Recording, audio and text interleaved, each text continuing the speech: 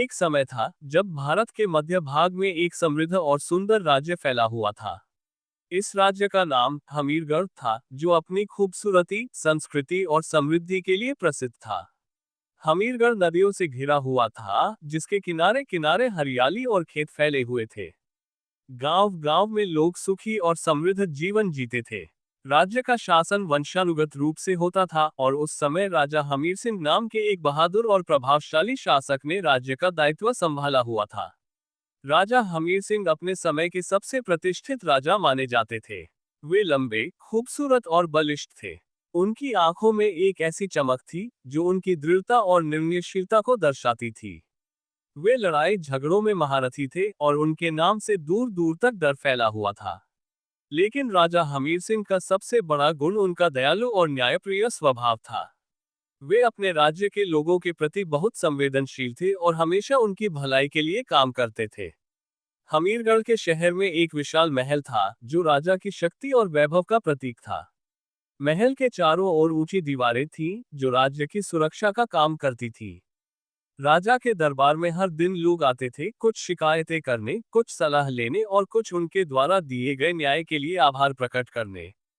राजा हमीर सिंह के शासन के दौरान हमीरगढ़ में ऐसा माहौल था कि हर व्यक्ति अपने आप को सुरक्षित और सम्मानित महसूस करता था। लेकिन इस सुख और समृद्धि के पीछे एक छोटी सी गांव में एक गरीब परिवार रहता था।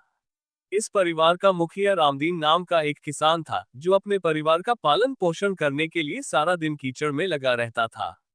रामदीन का जीवन बहुत कठिन था, लेकिन वह हमेशा आशावादी रहता था। उसकी आंखों में एक ऐसी चमक थी जो उसकी मेहनत और उसके सपनों को दर्शाती थी।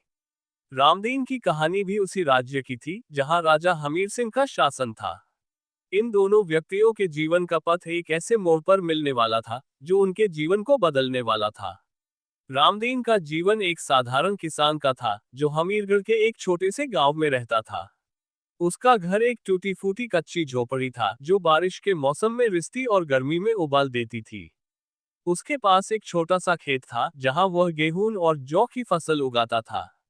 लेकिन मौसम की अनिश्चितता और कभी कभी बाढ़ या सूखे के कारण उसकी फसल बर्बाद हो जाती थी। रामदीन के पास बस इतनी ही संपत्ति थी जो उसके परिवार को जीवित रहने के लिए जरूरी थी। उसका परिवार उसकी पत्नी सीता और उनके दो छोटे बच्चों, बेटे रामू और बेटी सीता से मिलकर बना था। रामदीन की पत्नी सीता भी घर के काम करती थी और कभी कभी गांव के अमीर घरों में भी काम करके कुछ रुपये कमाती थी। लेकिन उनकी कमाई बहुत कम थी, जिससे वे अपने परिवार की मूलभूत जरूरतों को पूरा करने में भी मुश्किल महसूस करते थे। रामदीन का दिन प्रातःकाल से शुरू होता था। वह अपने खेत में जाकर जमीन को जोतता था, खेत में बीज बोता था और फसल की देखभाल करता था। उसके बच्चे भी उसकी मदद करते थे। रामू खेत में पानी लाने का काम करता था, जबकि छोटी सीता घर में अपनी माँ की मदद करती थी। रामदीन की रोजमर्रा की जिंदगी बहुत कठिन थी, लेकिन वह कभी निराश नहीं होता था। वह हमेशा अपने परिवार के लिए सबसे अच्छा करने की कोशिश करता था। रामदीन के जीवन में सबसे बड़ी चुनौती उसकी आर्थिक स्थिति थी। उसके पास बस इतना ही था कि वह अपने परिवार को भूखे नहीं मरने दे सके। कभी कभी उसे अपने खेत की फसल बेचनी पड़ती थी, लेकिन उसकी कीमत बहुत कम मिलती थी। इसके अलावा गांव के जमींदारों और राज्य के कर वसूलने वाले अधिकारियों से भी उसे बहुत परेशानी होती थी।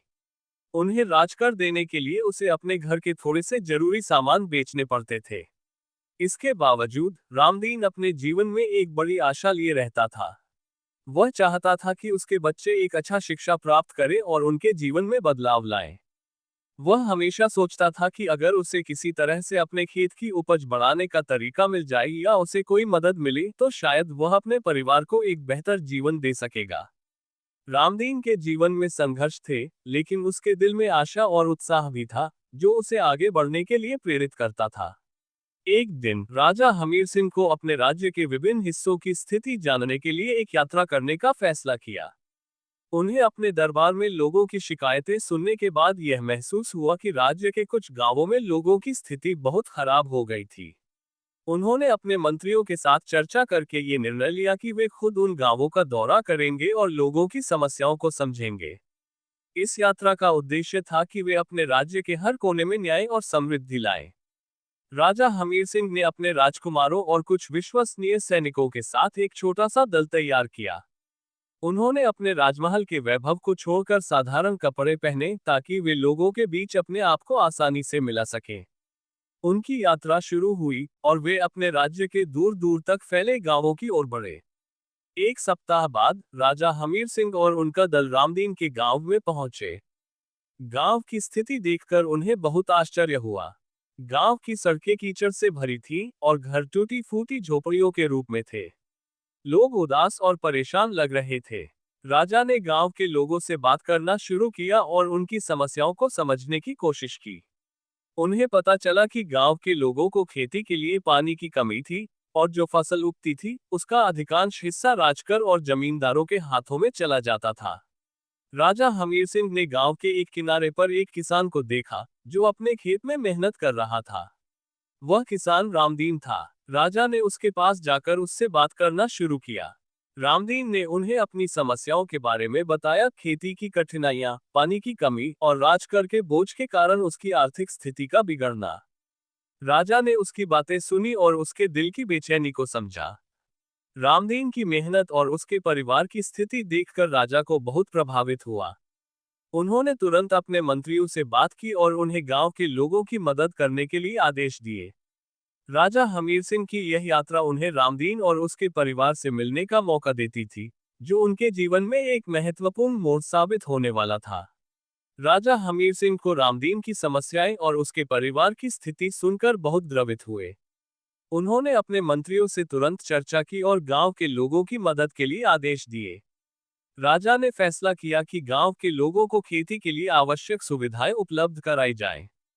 उन्होंने एक छोटी सी नहर का निर्माण करवाने का आदेश दिया ताकि गांव के खेतों में पानी आसानी से पहुंच सके। इसके अलावा उन्होंने गांव के लोगों को बीज और खाद भी मुफ्त में देने का वादा किया। राजा ने ये भी घोषणा की कि गांव के लोगों पर लगने वाले अनावश्यक करों को कम किया जाएगा। उन्होंने अपने कर्मचारियों को आदेश दिया कि वे गांव के लोगों के साथ न्यायपूर्वक व्यवहार करें और उन्हें किसी भी प्रकार का शोषण न करें। राजा के इन निर्णयों ने गांव के लोगों को बहुत प्रसन्न किया और उन्होंने राजा के प्रति गहरा सम्मान और आभार व्यक्त किया। रामदीन भी राजा के फैसलों से बहुत प्रभावित हुआ। उसने राजा को धन्यवाद दिया और उनसे वादा किया कि वह अपने खेत की देखभाल बेहतर तरीके से करेगा और अपने परिवार को एक बेहतर जीवन देने की कोशिश करेगा। राजा हमीर सिंह ने रामदीन को उसकी मेहनत के लिए सराहना भी की और उसे बताया कि एक देश की समृद्धि उसके किसानों पर निर्भर करती है। राजा की मदद से गांव की स्थिति में धीरे धीरे सुधार शुरू हो गया। नहर का निर्माण पूरा होने के बाद खेतों में पानी आसानी से पहुंचने लगा। रामदीन के खेत में भी फसल अच्छी तरह से उगने लगी। उसे मुफ्त में मिले बीज और खाद ने उसकी फसल को और भी बेहतर बनाया। रामदीन की मेहनत का फल दिखने लगा और उसकी आर्थिक स्थिति में सुधार हुआ।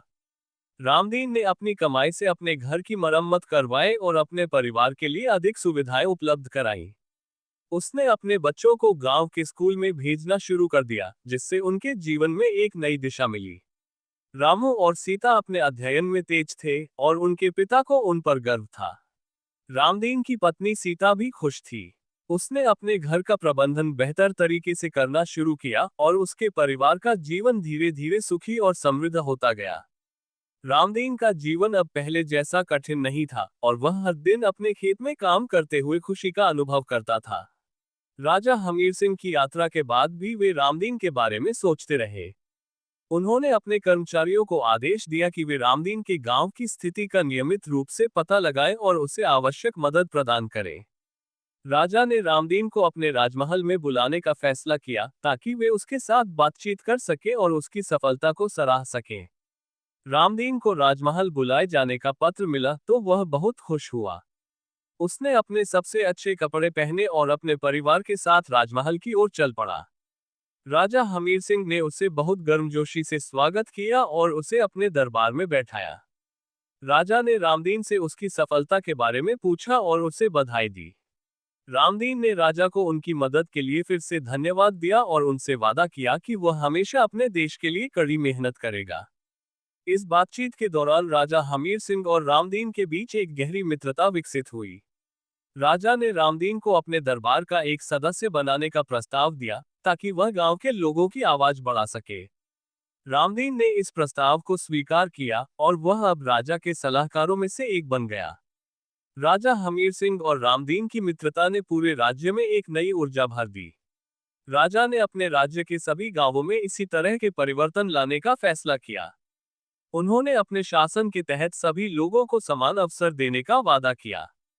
रामदीन की सफलता ने दूसरे किसानों को प्रेरित किया और वे भी अपने खेतों की देखभाल बेहतर तरीके से करने लगे। राजा हमीर सिंह और रामदीन की कहानी ने पूरे राज्य में एक महत्वपूर्ण संदेश फैलाया। एक देश की समृद्धि उसके लोगों के साथ मिलकर काम करने पर निर्भर करती है। राजा की न्यायप्रियता और रामदीन की मेहनत ने एक ऐसा उदाहरण स्थापित किया, जो हमेशा के लिए याद किया जाएगा। राजा हमीर सिंह और रामदीन की कहानी एक ऐसी कहानी है जो सामाजिक समरसता, सहयोग और न्याय का संदेश देती है। इस कहानी से हमें ये सीख मिलती है कि जब सत्ता और जनता मिलकर काम करते हैं, तो कोई भी चुनौती पार की जा सकती है। राजा हमीर सिंह और रामदीन की कहानी ने हमें ये सिखाया कि जब एक शासक अपने लोगों के लिए काम करता है, तो वह न केवल अपने राज्य को समृद्ध बनाता है, बल्कि अपने लोगों के दिलों में भी एक स्थान बना लेता है। दोस्तों, आपको अगर हमारी कहानी पसंद आई है तो एक कमेंट करना। धन्यवाद।